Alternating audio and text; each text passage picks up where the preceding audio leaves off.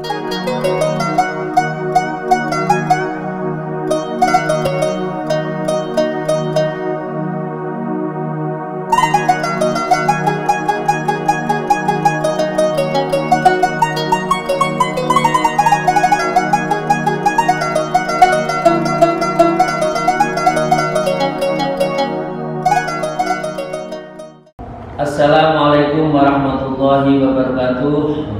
A'udzubillahi minasyaitonirrajim. Bismillahirrahmanirrahim. Alhamdulillahirabbil alamin. Alhamdulillahilladzi hadana li hada wa ma kunna linahtadiya laula an hadanallah. Asyhadu an la ilaha illallah wa la syarika lah wa asyhadu anna Muhammadan abduhu wa rasuluhu la nabiyya ba'dah. A'udzubillahi minasyaitonirrajim. Ya ayyuhalladzina amanu taqullaha haqqa tuqatih wa la tamutunna illa wa antum muslimun. Para salikin, mari kita bersyukur kepada Allah Subhanahu wa taala yang tiada pernah kita mampu untuk menghitung nikmat yang telah diberikan kepada kita, khususnya nikmat iman, Islam, dan insya Allah kita akan menjadi pribadi yang ihsan. Salawat serta salam semoga tetap terlimpahkan kepada junjungan kita Nabi Agung, Nabi besar Muhammad Rasulullah SAW. Para salikin, flashback sedikit.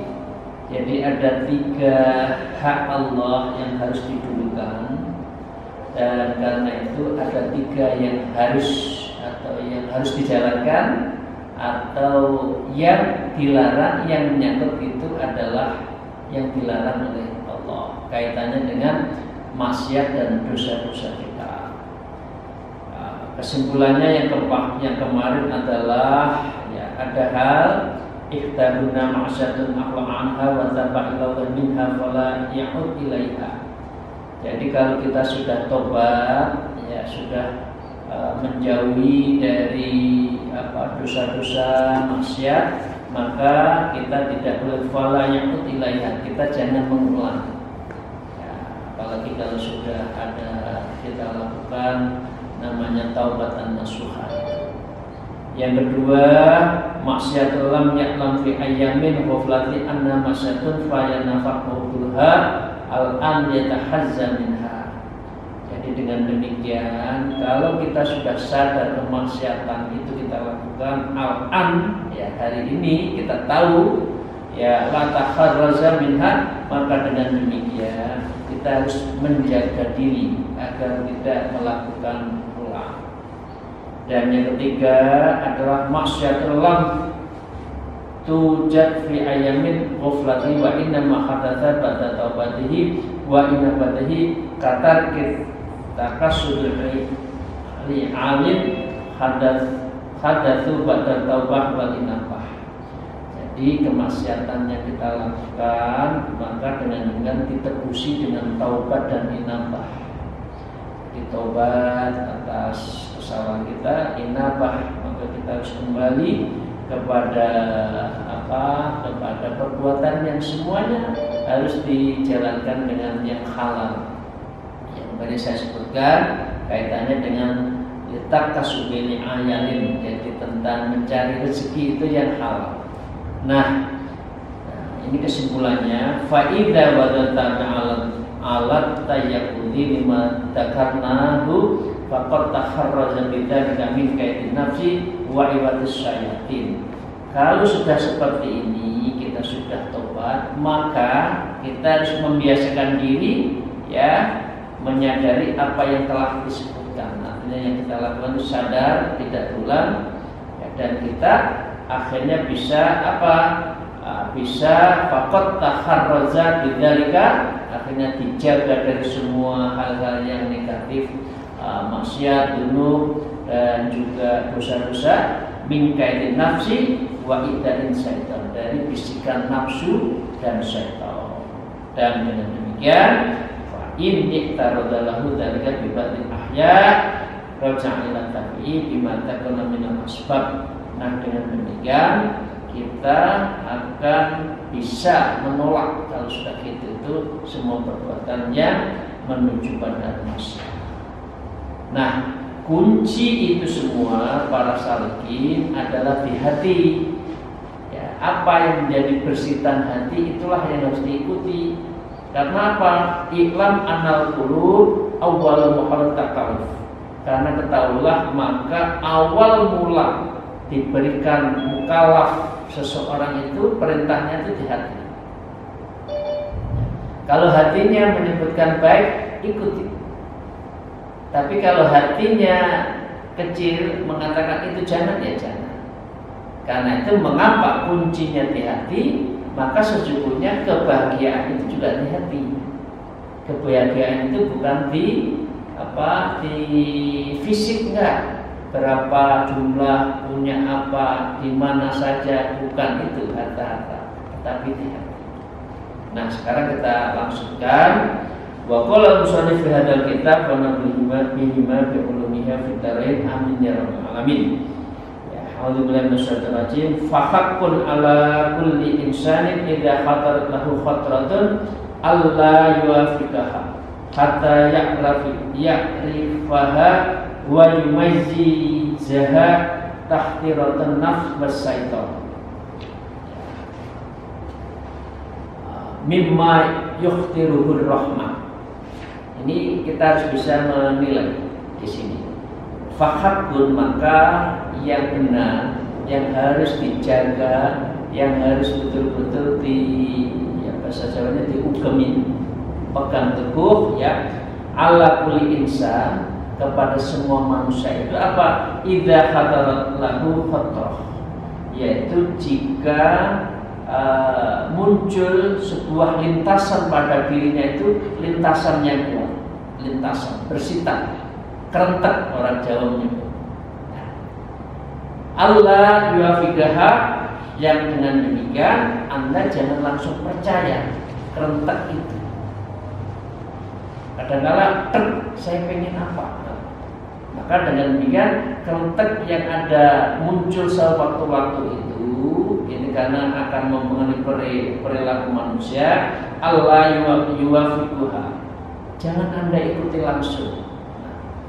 Kadang-kala kita kan gitu ya, maaf, tidak berpikir panjang, mengambil putusan spontanitas, membuat perencanaan serampangan, sehingga dengan demikian hanya mengikuti kerentaknya apa yang ada muncul di persitan hati, di otak, itu langsung cus dijalankan. Itu menurut Syekh Izzuddin jangan. Karena apa? Hatta ya'rifaha wa yumazziha tahtirun nafs wasyaitan. Harus diikut, harus dihitung hatta ya'rifaha, sehingga kita itu tahu ya, wa yumazziha, dan kita itu bisa membedakan ya, mumayyiz ya, membedakan apakah tahtirotunnya itu, kerenteknya yang muncul, terbersihnya pikiran itu karena nafsu ya, tahtiratun nafs, bersitan nafsu, wasyaitin, atau bersitan syaitin, setan ya, mimma yukhtiruhur rahman. Nah, dengan yang terakhir nanti dilihat ini bisikan dari Allah bukan. Karena itu mengapa orang mengambil putusan itu jangan pakai nafsu. Pikiran itu kalau mengambil putusan itu harus pikirannya tenang, hatinya sedang teduh. Jangan nafsunya langsung nafsunya lagi kuat-kuatnya. Ya, saya harus mengalahkan si A, misalkan pikirannya langsung menangkap dari nafsu itu, kemudian dia lakukan sikap, nah itu bahaya. Dengan demikian di sini kita harus bisa namanya mumayyiz, yaitu orang yang bisa membedakan ya, antara apakah ini persitan setan atau persitan dari nafsu, mimma yukhtiruhur rahman, atau insya Allah moga-moga ini persitan dari Allah. Nah sekarang kita tanya, persitan dari Allah itu apa ya, aninya? Persitan dari Allah itu apa? Ada yang bocor ya, mohon di mute. Bersintan dari Allah itu apa? Wa innama yaqal tamayyu bitasubbuti wa arfi tilkal khatati ala kitab wa sunnah. Jadi kunci apakah bersintan, niat, ya, kerentek, dan juga bentuk-bentuk lintasan yang ada di pikiran itu adalah apabila kita itu innama yaqul tamajis, jadi kita bisa membedakan dan kita watas sebetulnya bisa memastikan aroditalika khataradid, ya, semua lintasan-lintasan itu alal kitab wa sunnah. Apakah itu ada dasar kitabnya dan sunnahnya, apakah ada syariatnya. Kalau melanggar ya walaupun itu kerenteknya baik ya nggak usah dijalankan, karena kitabullah Al-Quran Karim dan Al-Hadis Sunnah tidak mengaturnya. Jadi rambunya itu kitab dan sunnah. Fama waqafa kitab wa sunnah alima anna min akbarir rahman. Ya. Apabila waqaf wa wafaqah, semua apa yang ada itu muwafiq, sesuai, ya, bahwa muwafiq, wafaqah kitab wa sunnah, sesuai dengan kitab sunnah, alima annahu, dan engkau sudah mengetahui annahu, itu berarti itu adalah min aqtarir rahman, itu berarti adalah lintasan yang sesuai dengan perintah Allah. Ini imma biwasati malki au biwari wasitatin. Dengan demikian terentek itu, ilmu batin itu, ilmu yang ada di dalam hati nurani itu, imma biusatil malik, apakah itu karena perantara malaikat, atau biwali wasitatin, atau tanpa perantara. Nah, itu di dalam kitab Kimia Usaadah namanya mimpi. Kerentek kalau orang tertentu itu bisa. Mimpi itu adalah suratul sadidah. Jadi mimpi itu adalah sebetulnya gambaran yang benar-benar, cuma diilhamkan oleh Allah melalui mimpi. Atau kalau sudah orang itu min auliya, tentang suratul, ya, dunia, gambaran dunia apa yang terjadi itu tidak usah ada perantara, malaikat enggak, tapi langsung, karena memang hatinya sudah bersih, ya. Wa ma khalafal kitab wa sunnah alima annahu min aqtarin nafsi au aqtarin syaitan. Nah, dengan demikian wa ma khalafal kitab wa sunnah, dan apa yang tidak ikhtilaf, ya, khalafah, dan apa yang diikhtilafkan atau yang tidak sesuai dengan kitab sunnah, alima annahu, ya, maka sesungguhnya engkau harus mengetahui annahu, sesungguhnya apa bersifat itu min aqtarin nafs au aqtaris syaitan, itu adalah lintasan dari nafsu dan lintasan dari setan. Misalkan itu orang itu punya itu, ya, saya harus ngambil hak itu, misalkan. Caranya apa? Nah, itu sudah nafsu. Saya harus mempunyai ilmu ini, mengalahkan yang lain. Nah, itu nafsu. Bukan berasal dari hati nurani yang dalam. Ya. Saya lanjutkan sampai di titik, ya. Wa tamajjaju khatratun nafsi an khatratin syaitan bi ayyam na'aha minal azmi ala ma khataraha fa in allahat fi qalbihi fa huwa min akhtariha wa in naqalta anhu fa huwa min akthar syaitin fal aqlu ma'a khataratir rahman wan nafsu ma'a khataratus syaitan. Ini. Jadi dengan demikian para salikin, ya, wa tamajjahatus nafsu akhratus syaitan, membedakan antara khatratul nafs, yaitu lintasan nafsu, dan khatratus syaitan itu adalah, ya, adalah bi'ayyat minal azmi, yaitu adanya tekad untuk mencegah nafsu minal azmi ala ma khataraha laha. Jadi dengan demikian kita harus mampu azam, punya tekad yang kuat agar kedua lintasan yang nafsu dan lintasan yang setan itu harus kita tolak. Ini harus kita. Fa in al-hatha fi talabi fa huwa min aqtariha. Maka dengan demikian kita akan kalau kita fa in al-hatha fi talabi, apabila kita itu terbersit langsung melakukan sesuatu aktoriha, maka dengan demikian itu adalah bisa bersitan dari nafsu dan setan. Fa inna baka anhu fa huwa min aktoris syaiton. Jadi dengan demikian kalau jiwa kita menjauh sesuatu dari perintah Allah, intinya kitab dan sunnah tadi, fa huwa min aktoris syaiton. Itu berarti adalah aktor syaitan, bersitan setan. Kok kita melakukan sesuatu yang dilarang oleh Allah itu pasti setan. Karena setan itu pasti amar bisu, selalu melakukan perbuatan-perbuatan yang syuk. Disebutkan diri di sini fal aqlu ma'a fataris rahman. Maka dengan demikian ada satu yang harus dijaga, yaitu akal.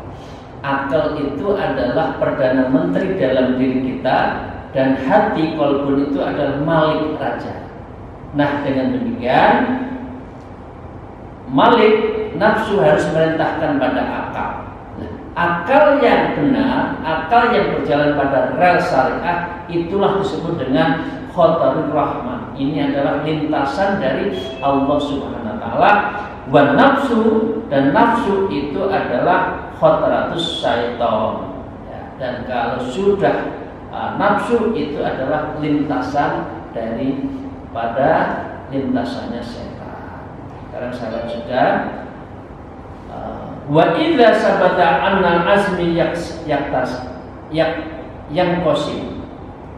Jika telah jika telah kita pada kekuatan tekad, dan tekad itu dibagi menjadi dua, yang qasima, jadi dua, illa muhallalin muharramin faltabasa ahadu bil akhar. Maka dengan demikian kita harus membedakan ini yang halal dan ini yang haram. Yang halal dijalankan, yang haram jangan dijalankan. Ahaduma, antara dua itu harus kita lihat. Lam yajuril ikdami ala ikdamuma.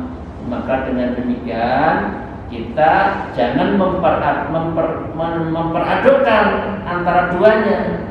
Yang haram juga dijalankan, yang halal dijalankan. Semuanya kan bayinun, yang halal juga bayinun, yang haram bayinun. Kita tinggal menjalankan. Illa ba'dan nadhari wa tabayyan. Setelah kita, kecuali kita itu setelah nadhar, mengetahui sesungguhnya, wa tabayyun, dan kita itu verifikasi. Oh, ini boleh, mencari rezeki yang ini boleh, rezeki ini syubhat, rezeki ini haram, jangan. Kira-kira itu. Oh, menyakiti orang itu tidak boleh, nah itu jangan. Kita verifikasi. Orang menghibah orang lainnya nggak tahu itu, sebetulnya kan harus diverifikasi, tapi tetap nggak boleh. Jadi harus ba'dan nadhar wa tabayyan, setelah kita itu mengetahui yang sesungguhnya dan tabayyun. Kama lawis tabahu innahu tahirun bi inahin najis. Seperti halnya ketika kita muncul keraguan, apakah wadah ini adalah najis atau toharoh atau suci, harus dibersihkan dulu. Seperti ini kita mau pakai cangkir, Ini bekasnya siapa?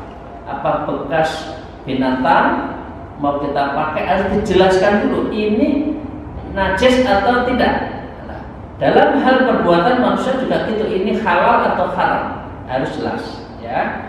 Dengan demikian disebutkan seperti sebuah bejana yang mau kita pakai harus bersih, harus suci. Au sawabun tahirun bithaubin najis, atau baju kita ya, atau baju yang kita pakai itu yang suci atau najis, harus jelas. Kalau najis ya dicucikan ya.